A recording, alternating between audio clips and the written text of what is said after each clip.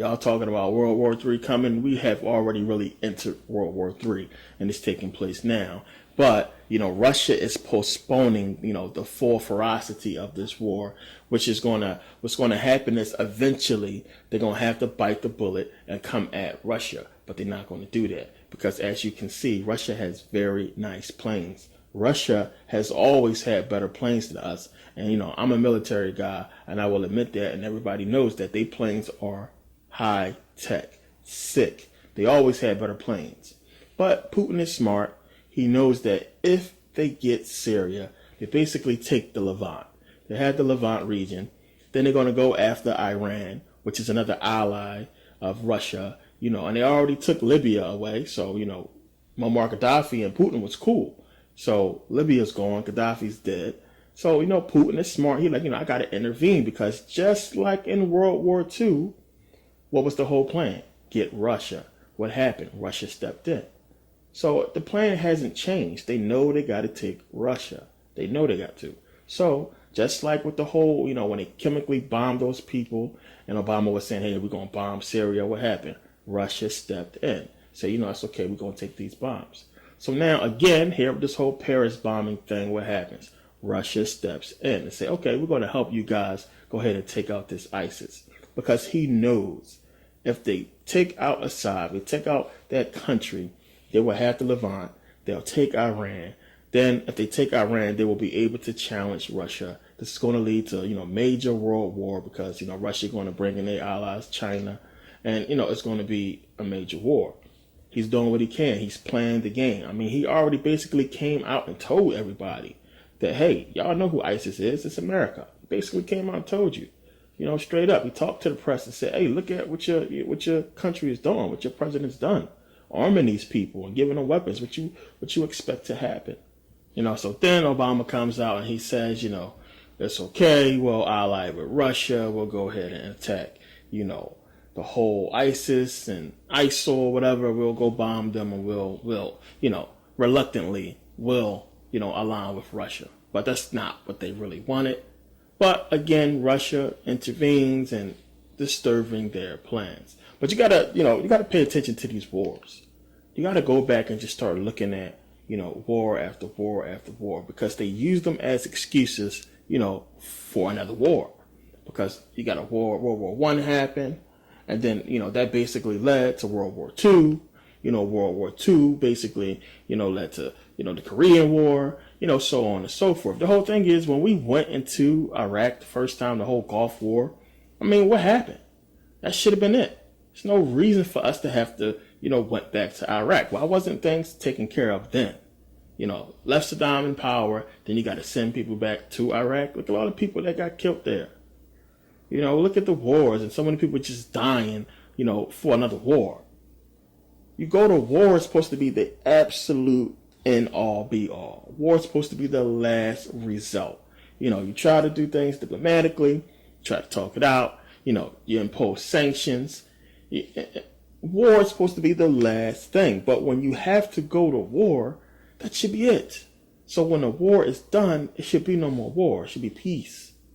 So, for us to have to even go back to Iraq, it's like, huh? What are we doing back in Iraq? Why was Saddam even, left alive? You remember the Gulf War. They were surrendering. Those Iraqis were scared. So when I talked about this in my last video, the ISIS video, you can see what I mean. We had them, but, they left Saddam in power, which leads to everything we're seeing now. So you got this whole buildup of this ISIS and ISIL, and it's basically because of what? Because we dropped the ball. Because America didn't do its job. Because the soldiers didn't finish the whole war. So now you got these so-called ISIS running around doing, what they're doing. But it's not because of, America dropped the ball, really. It's because, it's just their excuse that they use. It's the excuse they use. They say, well, we didn't finish the job. Bush didn't get this done for whatever reason.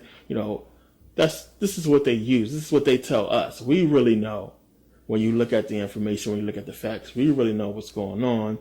We know this whole thing is planned from the jump.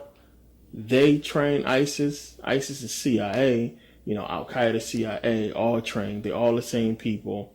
And they basically trying to just, take over the world, excuse by excuse. Because the whole thing is going to be, okay, when this whole ISIS thing is over, what's next?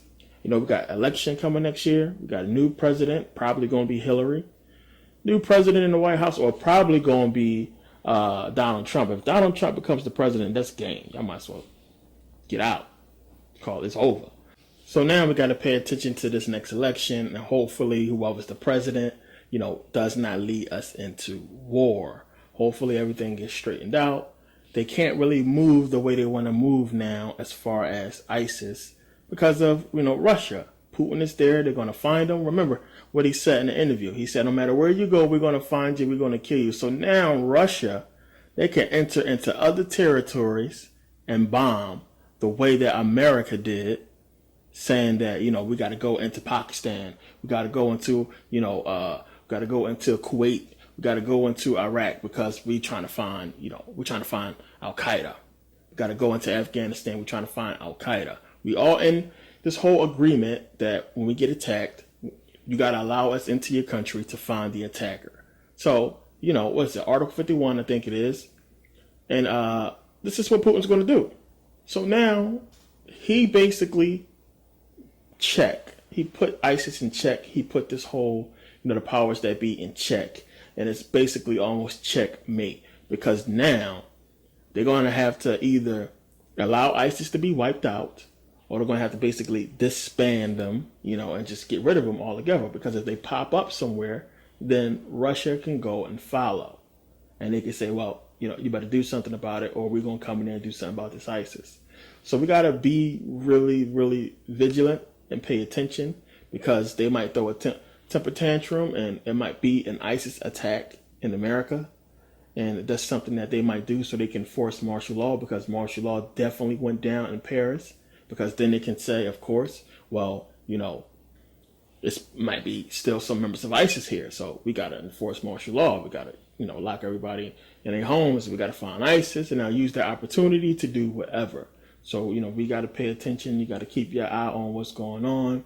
But, it's something that they probably seen coming as far as Putin jumping into the whole thing. So, I don't know. We'll see.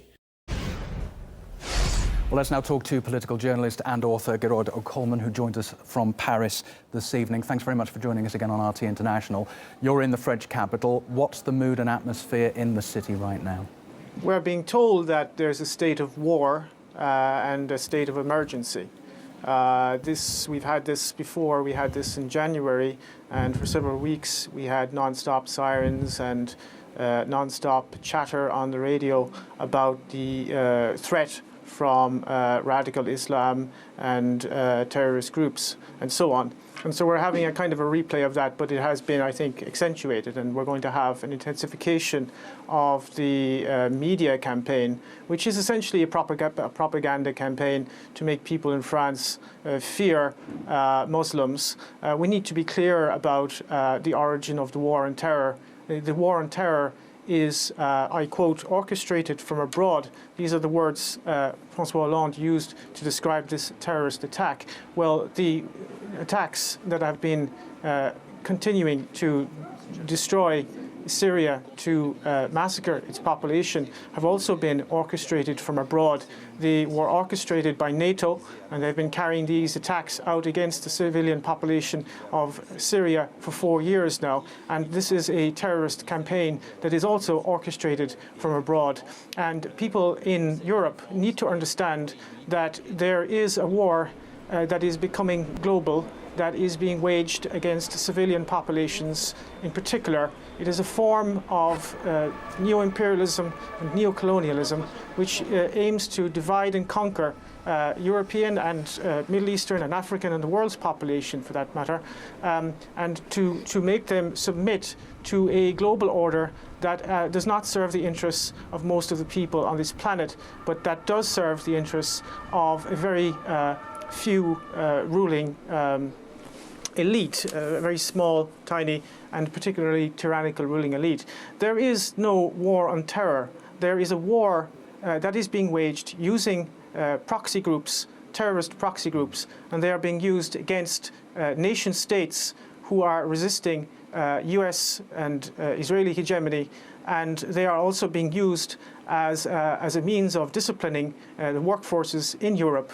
In a period of mass unemployment and austerity, you now have terrorist attacks being committed by terrorists funded, armed and trained by Western intelligence agencies. There is no such thing as ISIS. ISIS is a creation of the United States. We know that from official sources of the US military themselves. Declassified documents from the Defense Intelligence Agency have confirmed that. And the French government is now attempting to drum up support for more military intervention in Syria. And what they want to do is they want to get in on the game. The game is almost lost. The Russians have routed much of the Islamic State. You now have Islamic State militants coming into Europe disguised as refugees. That will destabilize Central Europe, and the French government wants to get in on the game in Syria and prop up those so-called moderate rebels. There are no moderate rebels, of course, in Syria. There are Al-Qaeda and ISIS militants, terrorists who have been beheading people, eviscerating people, absolutely creating chaos and genocide right across the region, and this does not serve the Syrian people or anyone other than the Western corporate elites and their geopolitical interests. What do you expect France to do now in the light not only of Friday's terrorism, but 10 months on from Charlie Hebdo? It's not going to ease up on what it's doing, is it? Much depends on how the French public will react. We are being bombarded now with a media propaganda campaign. There's this non-stop talk where we're told not to go out in the street. We're supposed to be fearful and keep quiet and so on.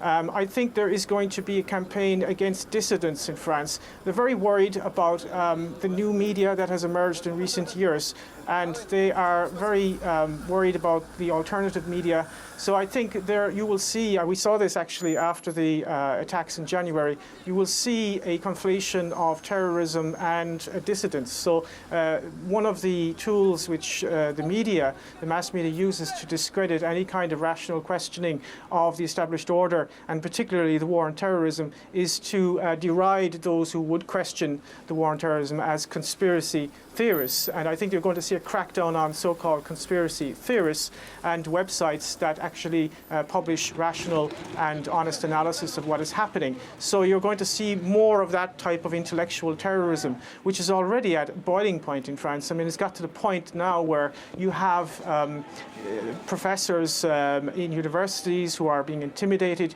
You have school teachers who are basically being fired for even suggesting that there may be a link between French imperialism and terrorism. There was one case recently, for example, of a school teacher who almost lost his job when he suggested there might be a link between French foreign policy and terrorism. So we are going through a period of deep intellectual terrorism.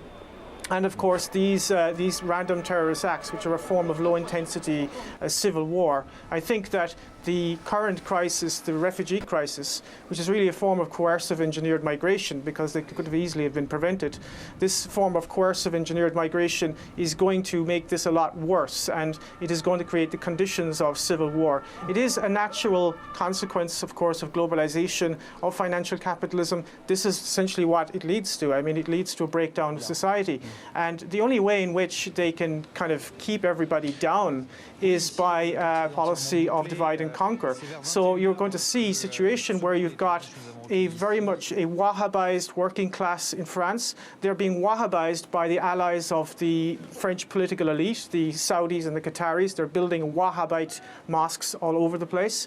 And that is going to Wahhabize the youth, and they're going to be then used as pawns, if you like, in much bigger geopolitical wars, proxy wars against Russia, proxy wars against Iran in the Middle East, and so on.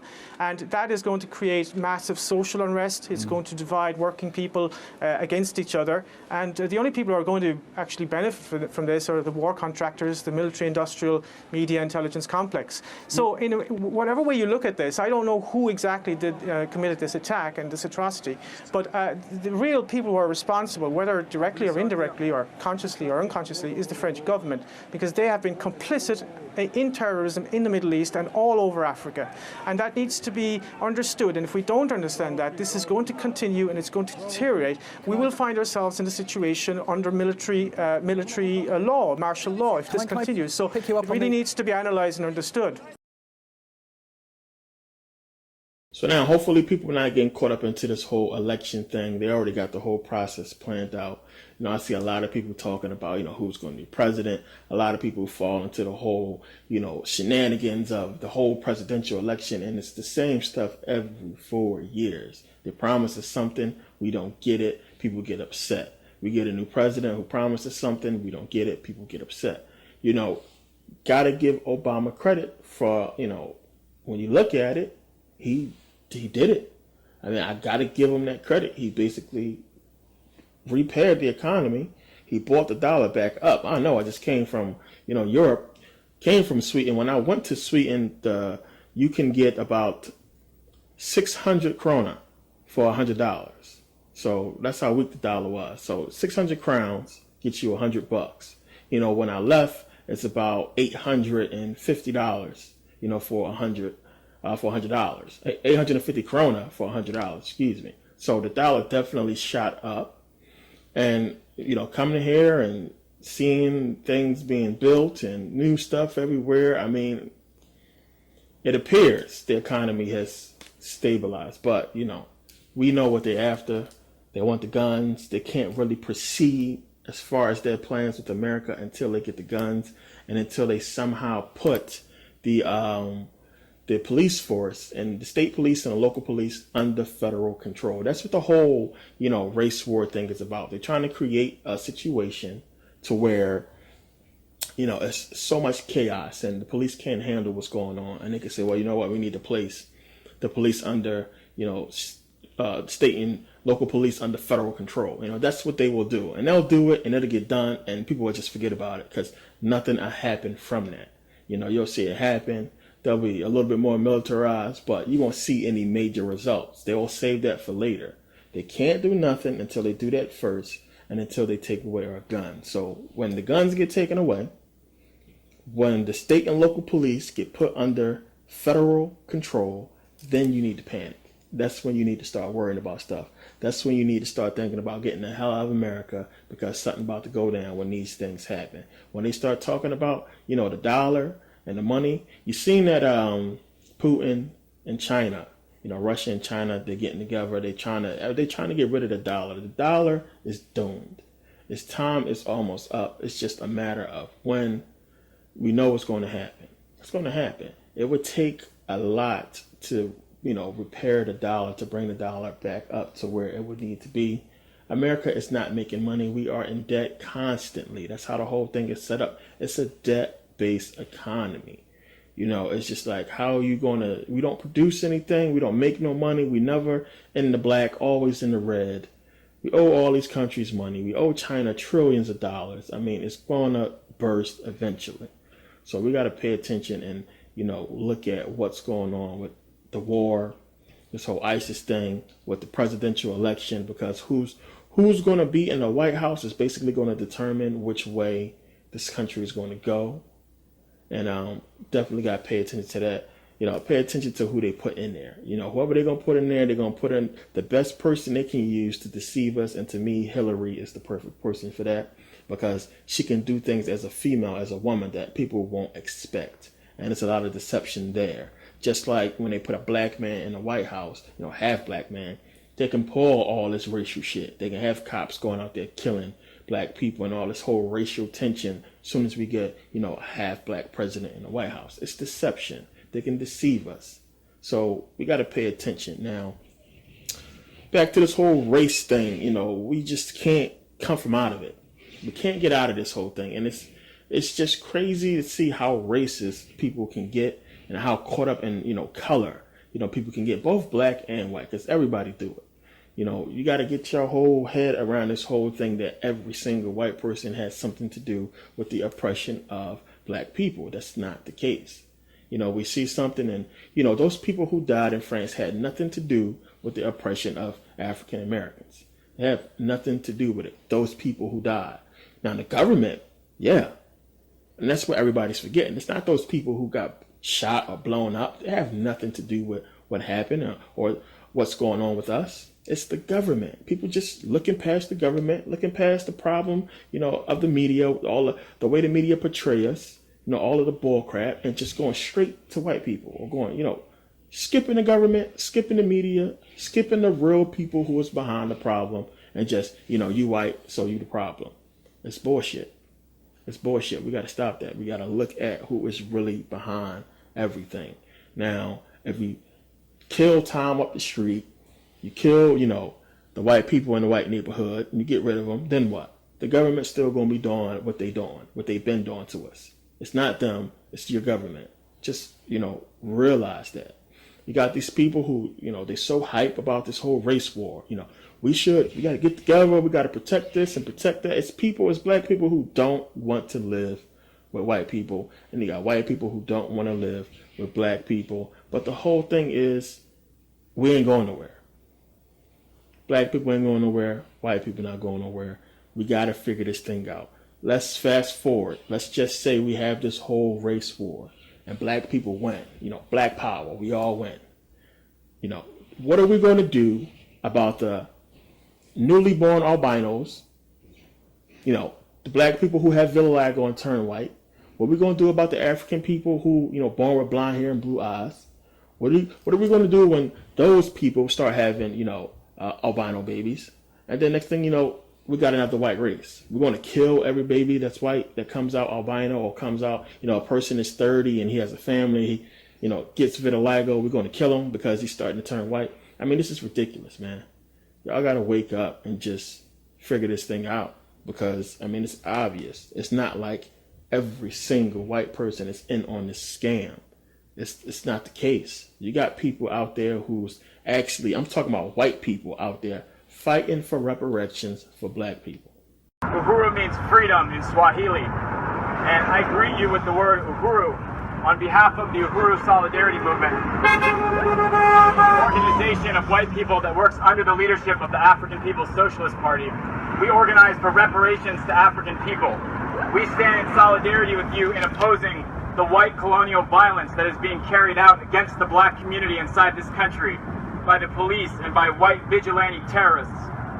We recognize that, as was said before, America, the United States of America, white society, this social system, this government was built on the enslavement of African people and genocide against the indigenous people of this land and the theft of their land, including the so-called illegal immigrants who are really just the indigenous people of Mexico crossing a border that was put there in the late 1800s by white settlers at gunpoint.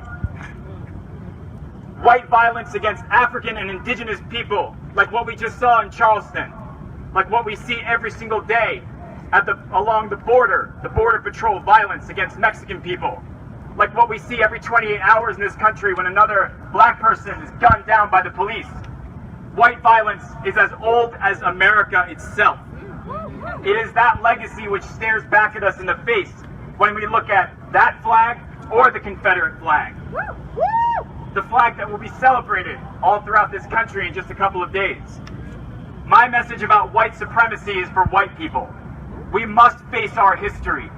We must face the facts that we are the ones who lynched African people for over 100 years, hanged black bodies from trees, gathered in the thousands to mutilate and torture and burn alive black bodies, and made postcards.